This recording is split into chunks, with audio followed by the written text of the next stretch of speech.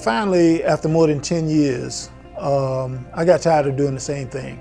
And I thought it was time for me to start my own company and pursue my own ideas and my own dreams.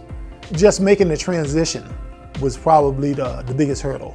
I had thought about, trying to do things, by myself coming out of the gate, but I knew that you really needed a team.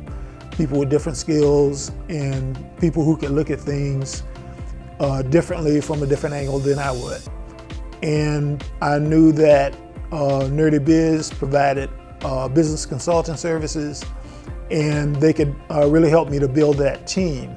And in fact, they function as my team and really helped me to build a brand, get the company launched, and to move forward on getting things well out of the gate. Here I am years later doing well, and I think it was that momentum initially that really made the difference.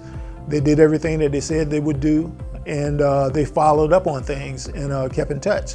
So I really appreciate the work that they did.